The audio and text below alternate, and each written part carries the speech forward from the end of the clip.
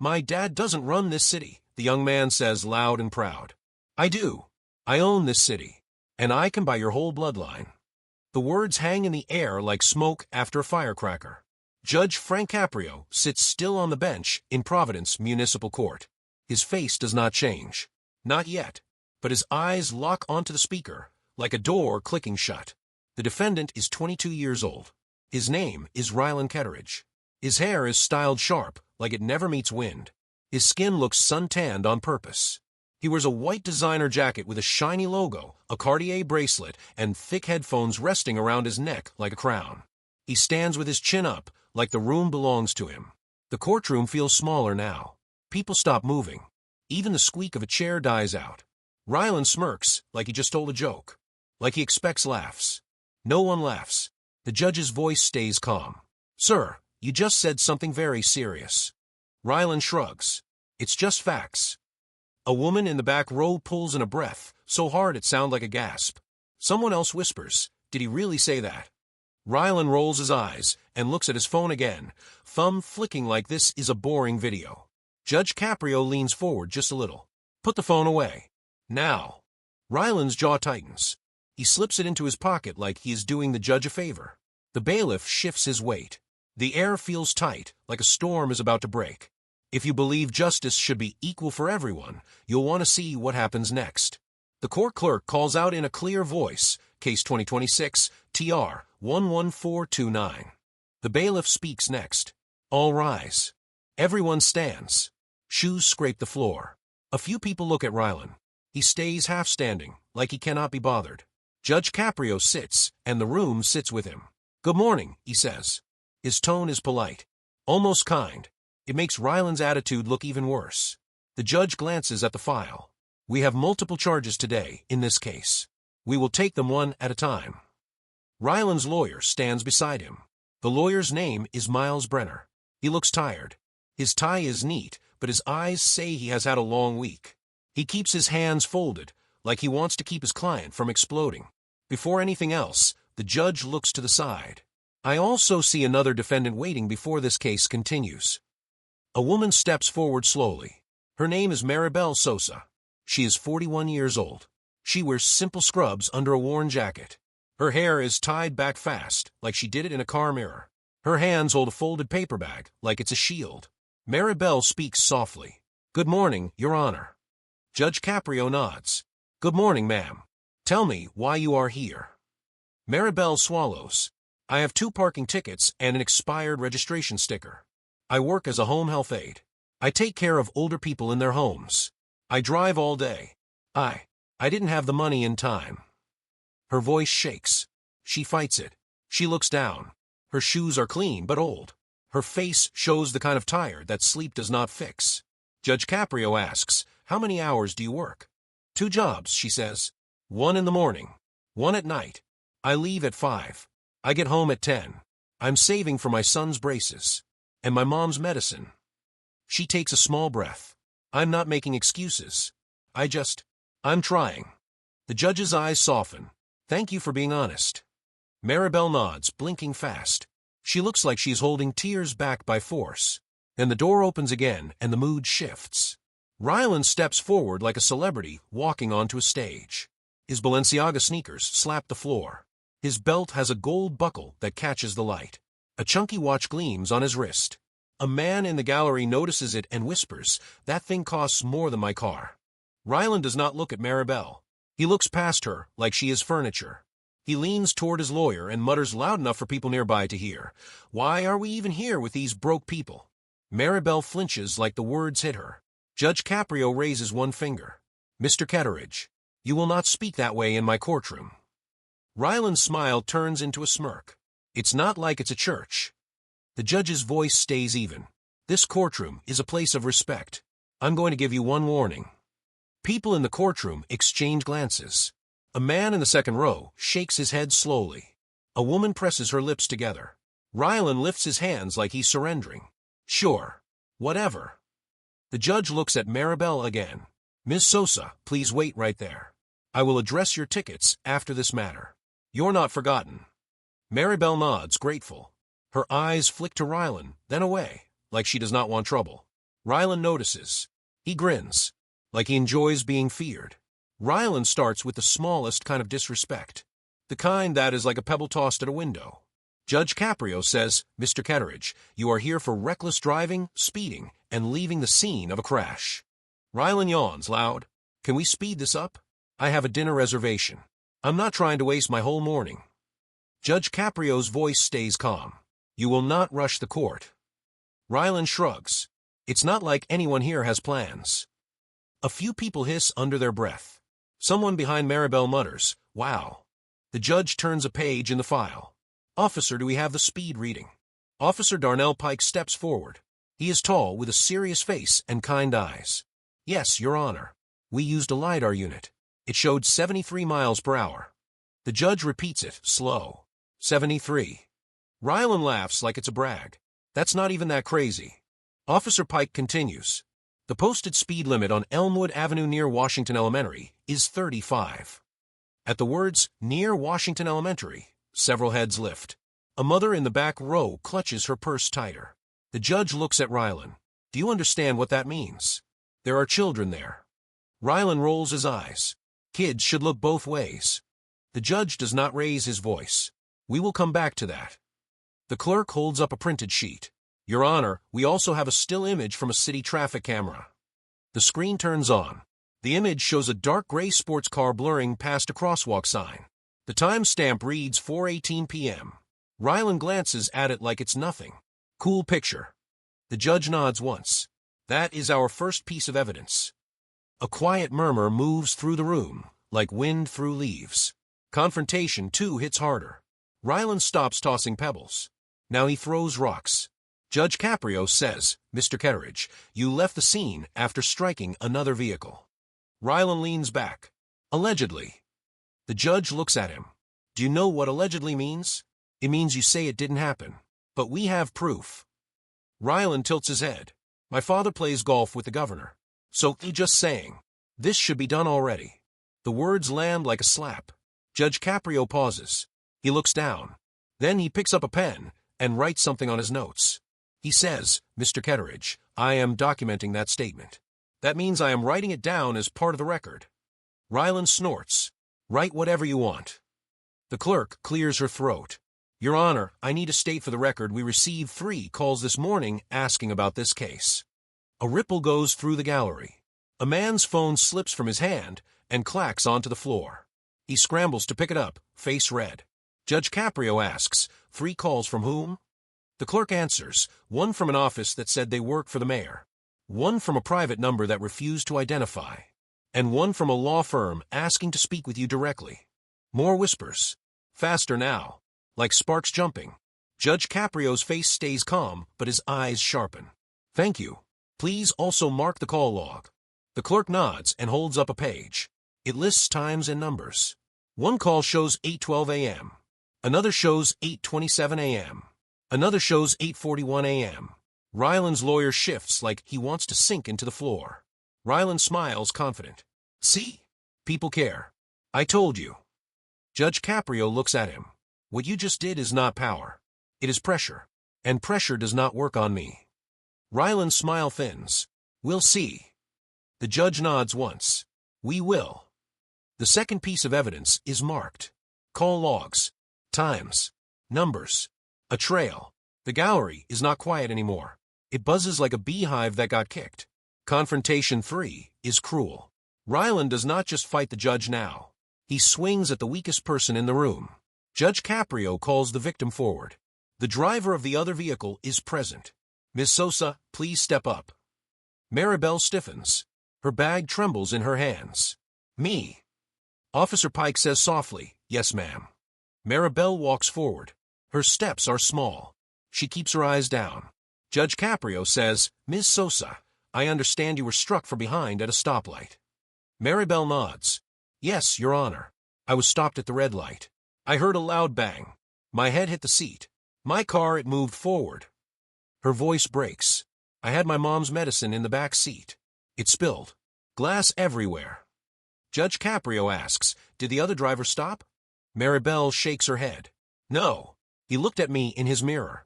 I saw his face. Then he sped off. Rylan laughs sharp. Her car probably fell apart on its own. That junk should not be on the road. Maribel's eyes fill. She tries to blink it away. Her mouth opens, but no words come out. Rylan points at her bag. What is that? Your lunch? This is why I hate coming here. It's depressing. A man in the gallery stands up fast. His chair scrapes loud. Hey, watch your mouth. The bailiff steps forward at once. His hand rests near his belt. His voice is firm. Sir, sit down. The man sits, but his face stays hot with anger. Judge Caprio's tone turns stern. Mr. Ketteridge, you will not speak to her like that. She is a human being. Rylan shrugs. I'm just being real. The clerk plays a short clip on the screen. It is from a nearby store's security camera. It shows Maribel's small car stopped at the light. Then a gray sports car slams into it. The small car jolts forward. The gray car pauses for 2 seconds. Then it swerves around and speeds away. Maribel covers her mouth. Tears spill now, quiet and unstoppable. The third piece of evidence is marked. Security video footage. Rylan's face tightens. For the first time, he looks annoyed, not bored. That video is trash quality. You can't even see me. Officer Pike answers. We match the license plate in the footage. It's your vehicle. Rylan's lawyer whispers, Rylan, please. Rylan snaps back. Don't tell me what to do. The courtroom feels like it is holding its breath. Confrontation 4 is where Rylan stops pretending he has limits. Judge Caprio says, Mr. Ketteridge, you also tried to interfere after the crash. Rylan scoffs. Interfere? I made a call. Everyone makes calls. Judge Caprio says, you sent messages. You offered money. Rylan laughs. That's not a crime. That's called solving problems. Then Rylan's phone rings. Loud. A popular song blares. Heads turn. The judge's voice sharpens. Turn it off. Rylan looks at the screen. He answers anyway. Yo, I'm in court. Yeah, I know. It's dumb. A wave of shock runs through the room. Someone whispers, he answered. He answered in court. Judge Caprio stands slightly in his chair. Mr. Ketteridge, hang up. Now. Rylan holds up one finger at the judge like the judge is interrupting him. 1 second. The bailiff moves closer. His boots thud once. Twice. Rylan finally snaps, fine, and he ends the call. He glares at the judge. Happy. Judge Caprio's voice turns cold. You've just crossed a line. Rylan laughs, but it sounds forced. What line? This is America. Miles Brenner, the lawyer, steps forward fast. Your Honor, I apologize. My client is. Judge Caprio cuts him off. Mr. Brenner, I am speaking to your client. He is old enough to speak for himself. Rylan throws his hands up. Dude, you're acting like I killed someone. Maribel flinches at the word killed. Like it pokes an old fear. The clerk holds up a printed page. Your Honor, this is a copy of a message sent from Mr. Ketteridge's phone at 5:02 p.m., less than 1 hour after the crash. Judge Caprio reads it out loud. Quote, don't worry. I can make this go away. Tell her to take $5,000 and shut up. The gallery erupts in noisy disbelief. People talk over each other. One woman says, $5,000 to shut up? Another says, that's evil. The judge raises his hand. The room quiets in a slow, messy way. The fourth piece of evidence is marked. A text message with time and words. Rylan's face turns red. That's not what it means. Judge Caprio asks, then what does it mean, Mr. Ketteridge? Rylan opens his mouth. No answer comes out. The silence is heavy like wet cloves. Confrontation 5 is the nuclear moment. The moment people replay for years. Judge Caprio looks at Rylan. You have shown no remorse. That means no real regret. Rylan leans forward, eyes hard. Remorse? For what? For bumping her little junk car. Judge Caprio says, for running. For trying to pay your way out. For disrespecting this court. Rylan laughs again louder. He glances around the room like he is in charge. This court runs on my family's donations. You think you're the boss? You're just the guy in the robe. A sharp silence slices through the room. Judge Caprio does not blink. Rylan continues, voice rising, like he cannot stop himself. Let's be honest. Justice is for people who can't pay. I pay. That's how this city works. I own this city. I can buy your whole bloodline, and I can replace you by lunch. 10 seconds of complete silence. No coughs, no whispers, no chair squeaks. Even the air feels frozen. Then the gallery erupts. A woman shouts, "Oh my God!" A man yells, "Throw him out!" Someone else says, "That's disgusting." The bailiff steps forward, body ready. The court officer near the door straightens like a steel rod. Ryland's lawyer turns pale. He whispers, "Ryland, stop." Ryland looks pleased with himself, like he just won. Judge Caprio's face changes at last. His eyes do not flash. They go quiet, like a lamp turning off, like warmth leaving a room. He speaks slowly.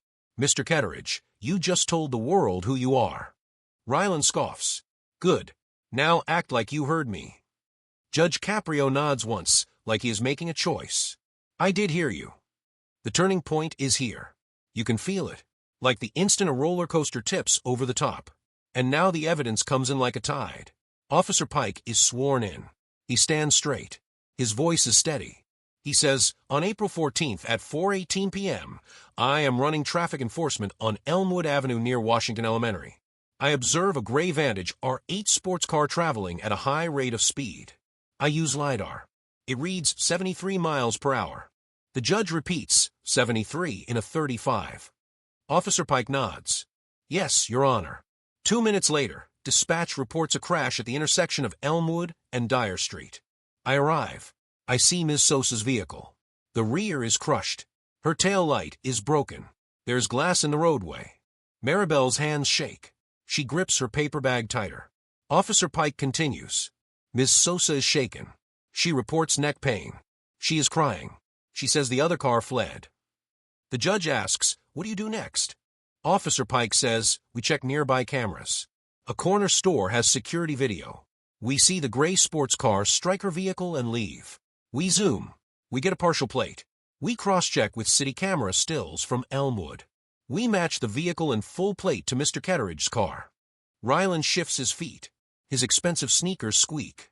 Officer Pike adds, "We go to the registered address. The car is parked in the garage.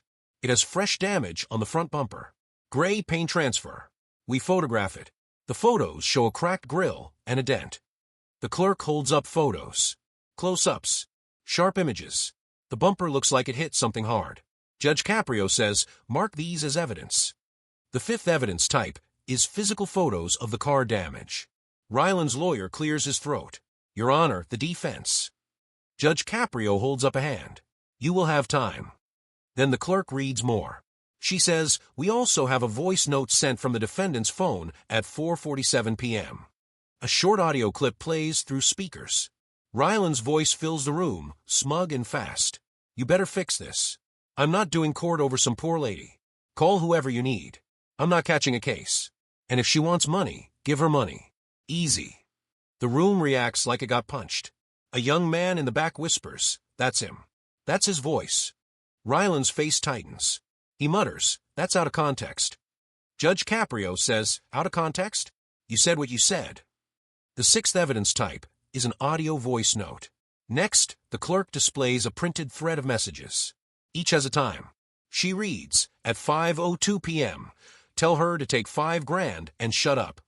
At 5:09 p.m., if she won't, remind her who my dad is. At 5:13 p.m., I'm not losing my license over this.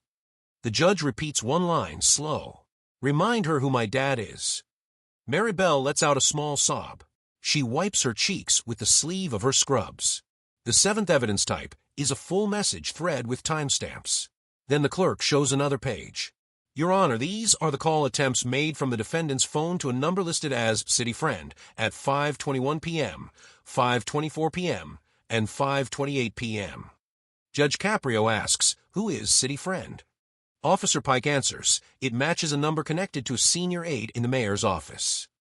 The gallery makes a sound like a low growl of disbelief. Ryland snaps, so what? People know people. Judge Caprio writes again, so what? It means you tried to pull strings.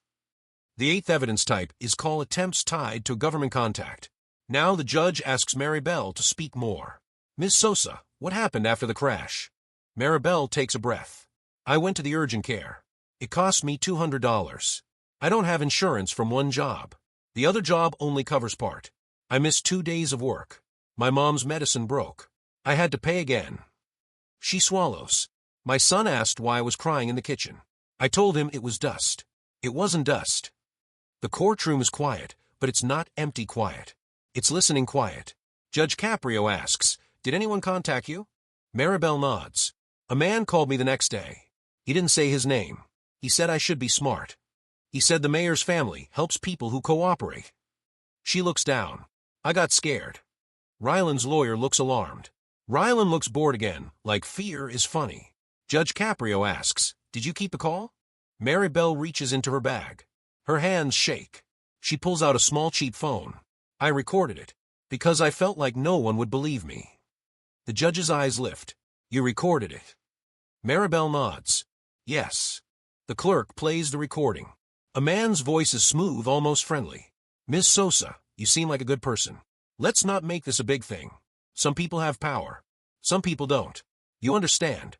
Sign a release, take the cash, and go back to your life. Maribel whispers, that's the voice. The ninth evidence type is a recorded intimidation call. The gallery reacts again. A woman covers her mouth. A man whispers, that's dirty. Judge Caprio looks at Ryland. Mr. Ketteridge, do you know what intimidation means? It means scaring someone to make them quiet. Ryland shrugs. I didn't make that call.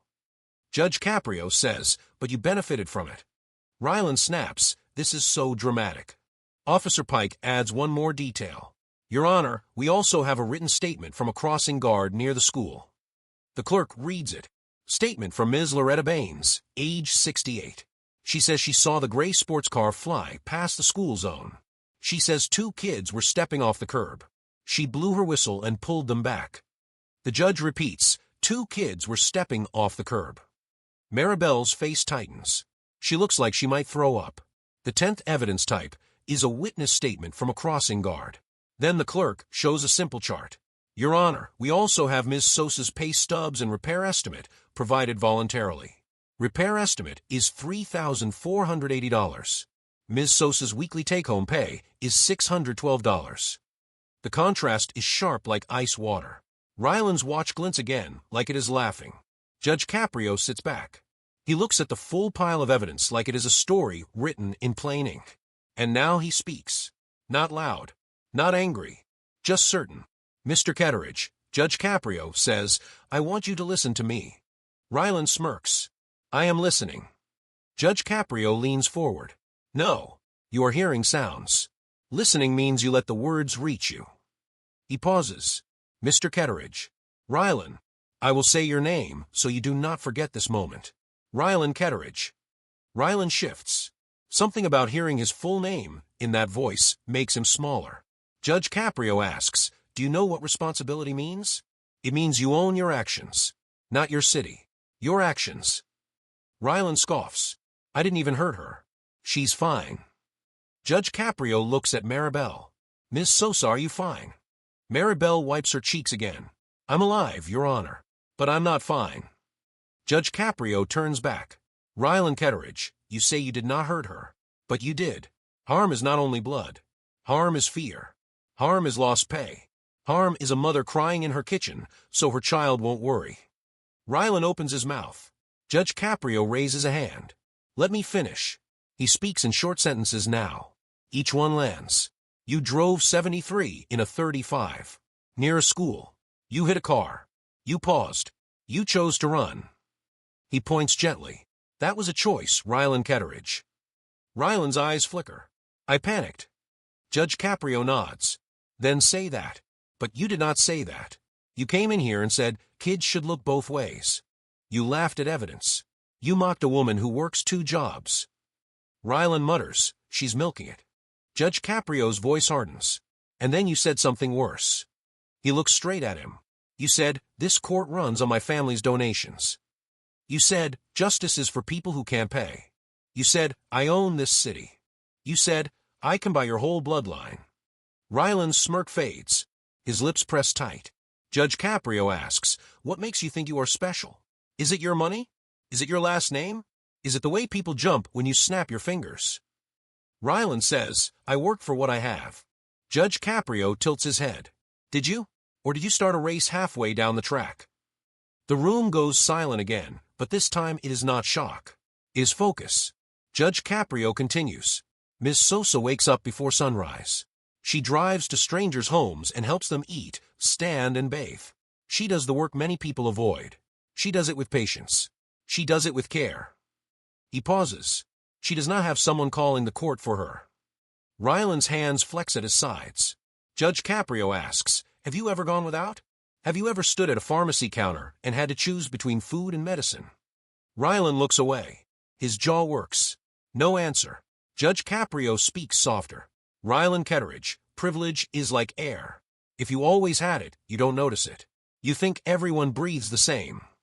He taps the case file. But today you learn something. The courtroom is not a private club. Is not a VIP section. Is a place where we weigh actions. He looks at the gallery, then back. People watch what happens here. When they see a rich man treated like a king, they stop believing in rules.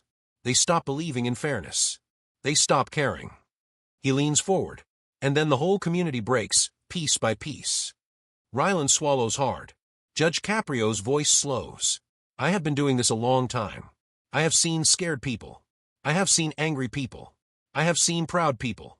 Pride can be a shield, but it can also be a cage. He points gently again. You are in a cage you built, Ryland Ketteridge. It is made of ego. Ego means you think you are the center of everything. Ryland's eyes flash. You don't know me. Judge Caprio nods. You are right. I do not know every part of you, but I know what you showed us today. He pauses. I also know this. People can change, but change begins with truth. Not excuses. Not money. Not threats. He looks down at his notes, then up. And now we come to consequences. The word consequences feels like a door slamming. Judge Caprio begins the sentencing in stages. Like steps down into cold water. Stage 1 comes first. Money. Mr. Ketteridge, he says, for speeding, reckless driving, leaving the scene, and attempting to influence a witness, the total fine is $15,750. Ryland's eyebrows lift, but he does not look scared. He almost looks amused. Judge Caprio breaks it down. This includes the base fine for the speed, the added penalty for a school zone, the hit-and-run penalty, and court costs.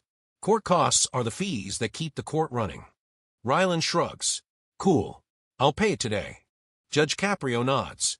I expect you will. Stage 2 arrives. License. Your license is suspended for 120 days. Ryland's smile twitches. What?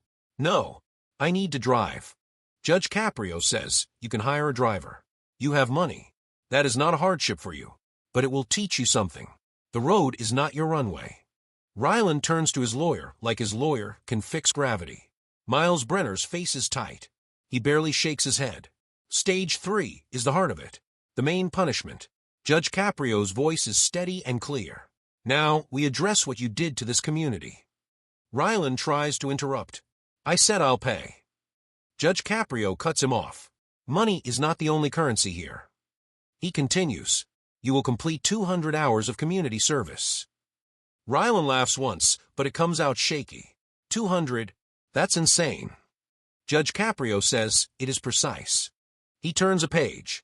You will do this service at Washington Elementary and at the Providence Traffic Safety Unit.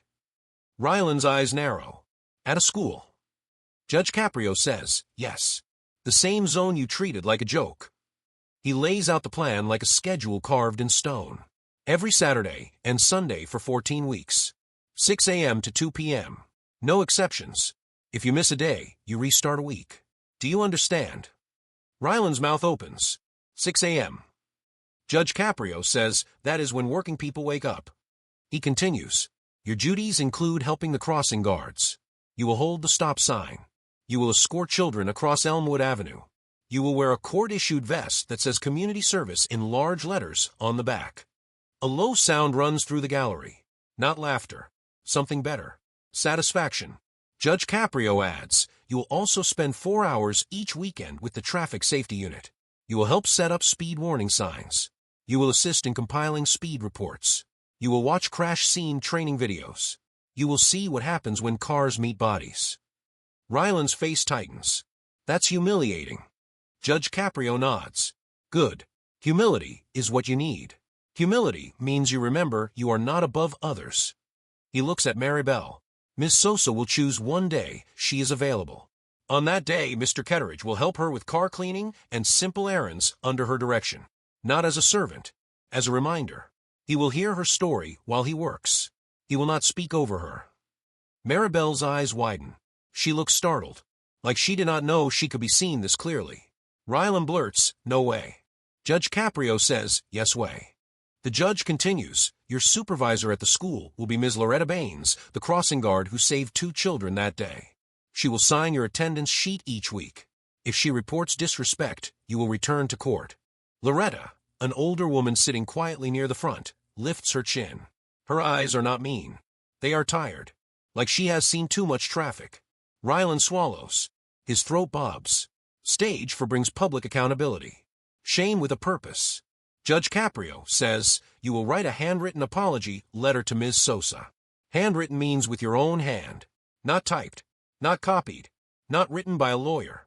You will read it to her in person, here in this courtroom, at your review hearing. Rylan shakes his head fast. This is extra. Judge Caprio continues anyway. You will also record a public service message. A short video. You will look into the camera and say what you did. You will say you sped near a school. You will say you ran. You will say you tried to pay your way out. You will say those actions are wrong. Rylan's face drains a little. Judge Caprio adds, that video will be posted on the city traffic safety page. It will be used in driver's education classes. The gallery murmurs again, like a wave hitting shore. Stage 5 comes next. Special conditions. Judge Caprio says you will have a 90-day social media restriction. You may not post videos, stories, or live streams about this case or your service. No mocking. No content. This is not a show for you. Rylan's eyes flash.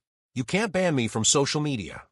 Judge Caprio says, I can restrict it as a condition of your sentence. If you violate it, you will face more penalties. He continues, you will also attend an empathy course. Empathy means you practice understanding how others feel. Is once a week for 8 weeks. Rylan looks like he wants to laugh, but it does not come. Stage 6 is the last hammer. Contempt. That means disrespecting the court. Judge Caprio's voice goes quiet again. Now we address what happened in this courtroom today. Rylan's chest rises and falls faster. Judge Caprio says, you answered a phone call in court. You waved off my order. You threatened the integrity of this court by claiming influence and donations. You made statements meant to intimidate. That is contempt. Rylan blurts, bro. Judge Caprio snaps, do not call me that. Rylan freezes. Judge Caprio looks to the bailiff. Bailiff, take the defendant into custody. The room explodes in sound. A shocked wave. A gasp, then a roar of whispers. Rylan's eyes go wide. Wait, what? No, you can't do this. The bailiff steps in. Firm hands. Professional. Not rough, but not gentle. He turns Rylan around. The metal cuffs click shut. That sound changes Rylan's face. The rich kid mask cracks. Judge Caprio says, 15 days in custody. Review hearing in 2 weeks. If you show respect and remorse, we will discuss release. If you don't, we will not. Rylan's mouth hangs open. He looks at his lawyer like a drowning person looking for a rope. Miles Brenner's shoulders drop. He does not speak. He cannot. And that is when the breakdown begins. First is denial. Rylan says, this is a joke. This is literally a joke. You're trying to go viral or something. His laugh sounds fake. It cracks at the end. He looks around for support, for a friendly face, for someone impressed. No one is impressed. A man in the gallery whispers, he thought he owned the room. Rylan turns back to the judge. You can't lock me up. I didn't rob a bank. Judge Caprio says, you robbed this court of respect. You tried to rob a woman of her voice. Rylan shakes his head hard. Nah, this is not happening.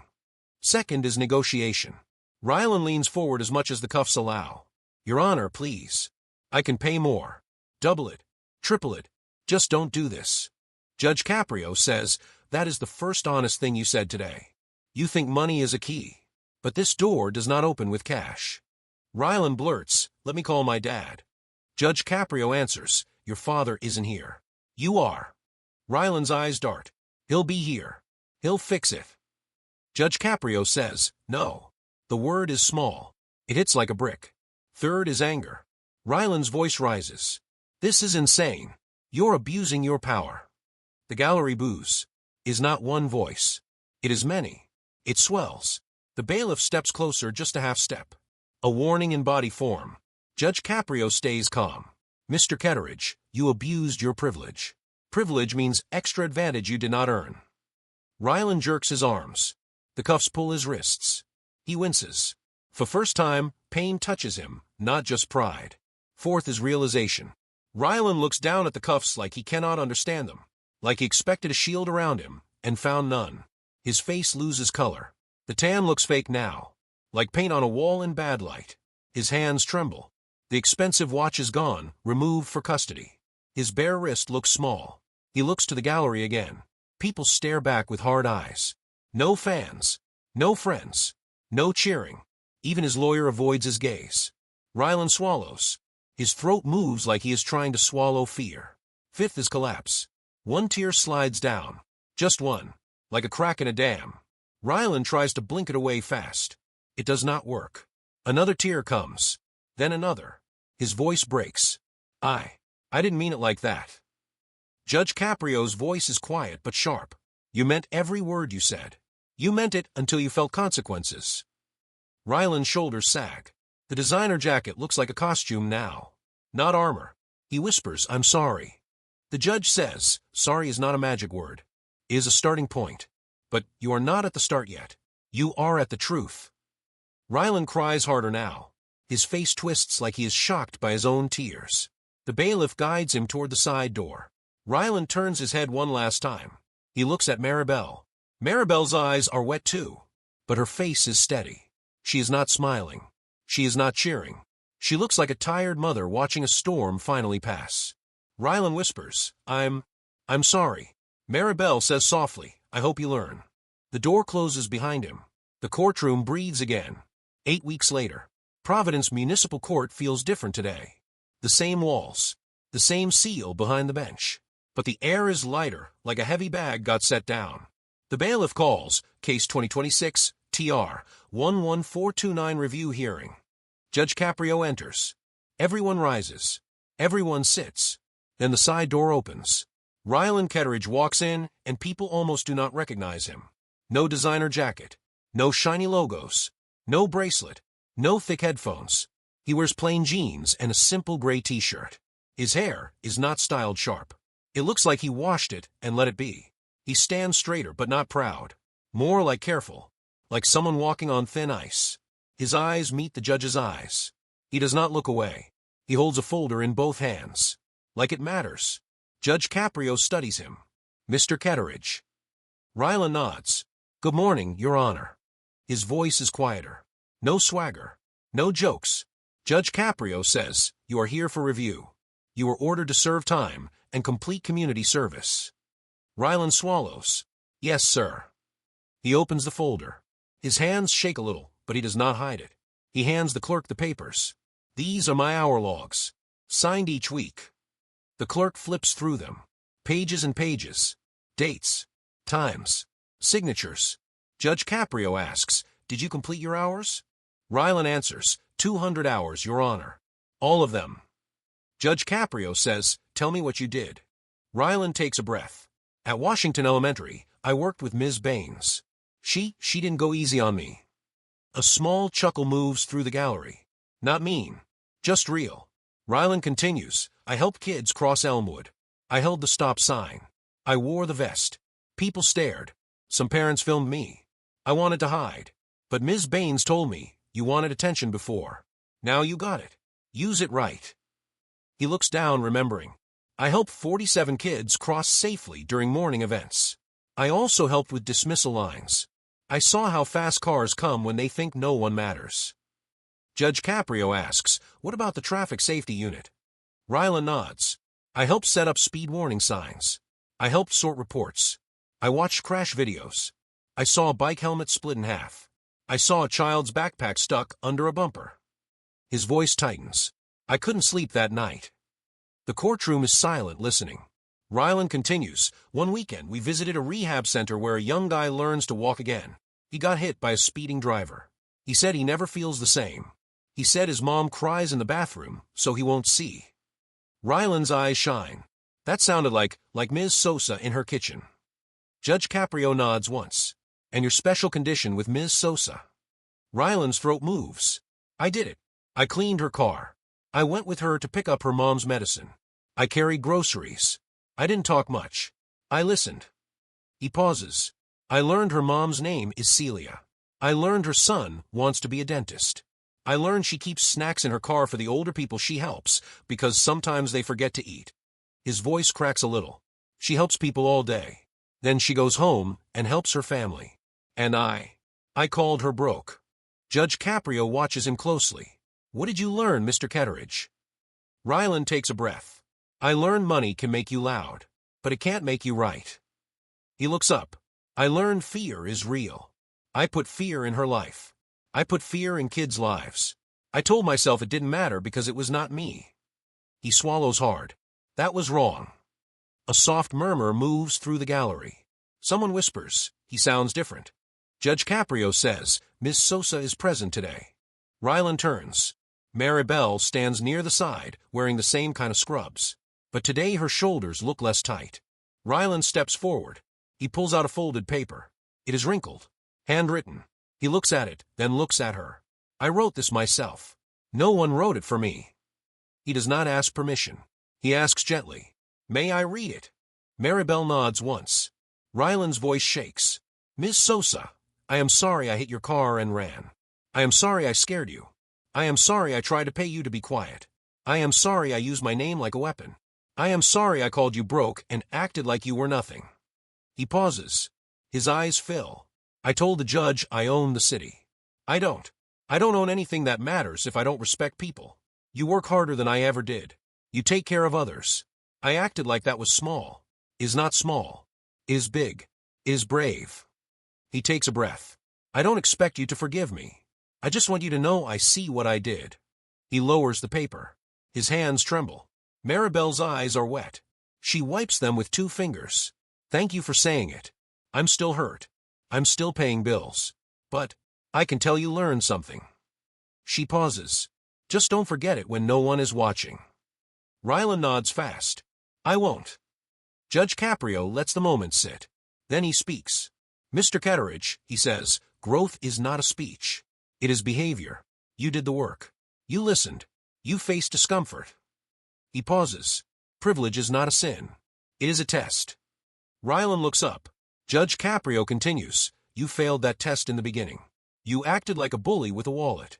But you showed me something today. He leans forward. Use your resources for good. Help fund safer crossings. Support community programs. Not for praise. For purpose. Ryland nods. Yes, Your Honor. Judge Caprio says, I am reducing your probation term based on completion and attitude, but I am leaving the record intact. That record is a reminder. He adds, do not make me see you again. Ryland's voice is soft. You won't. In the months after this case, the court changes how it handles influence attempts. The clerk creates a weekly log. It lists every call, request, or message trying to sway a case. The log is posted online for the public to see. A hotline is launched for people who feel pressured or threatened after crashes. They can report it fast. A victim advocate, meaning a helper for victims, is added to guide people through court days. The police also expand body camera rules during traffic stops in school zones. More footage means fewer lies. A community service coordinator is hired to track work hours and verify signatures. No more fake logs. No more, my dad said it's fine. These changes do not fix everything, but they tighten the cracks before they become breaks. In the 6 months after this case, traffic violations near Washington Elementary drop 34%. 12 other defendants complete service in the same school zone program. Crossing guards report better driver behavior. Local schools report fewer near misses at crosswalks. Parents say they feel safer walking their kids to class. Community trust in the court rises. People talk about it in barbershops and break rooms. They say that judge doesn't care who you are. They say it like it's rare. Because sometimes it is. The footage from the courtroom goes viral. Clips spread fast. The moment Ryland says, I own this city, gets replayed again and again. People react in stitches on video, then get quiet when the cuffs click. National news shows the clip. Commentators argue about privilege and fairness. Some people defend Rylan, saying he is young. Most people support the judge, saying youth is not a free pass. Teachers play the clip in driver's education classes. They pause on the school zone sign. They ask students, what does speed really cost? Some law students talk about it as a real-world lesson on equal treatment. And all of it starts with a simple truth: words have weight. Late one evening, Judge Caprio sits alone in his chambers. A small desk lamp glows. Papers are stacked neatly. The court is quiet now, like a sleeping building. He opens the case file again. He looks at the notes. He sees the sentence. He sees the review report. In the margin, he has written a short line in pen. Mercy without truth is just a gift to the proud. He closes the file slowly. Outside his door, another file waits. Another person. Another story. The judge takes a breath, stands, and steps back toward the bench. Because justice is work. And tomorrow, the work continues. To everyone listening, remember this. Privilege is not a crown. It is a responsibility. If you have power, use it to protect, not to crush. If you make a mistake, face it. Learn. Change. Second chances are real, but they come with accountability. That means you still pay for what you did. Treat people with dignity, even when you think no one is watching. Money can buy many things, but it cannot buy back time. It cannot undo harm. It cannot purchase respect. And in Judge Frank Caprio's courtroom, it definitely cannot buy justice.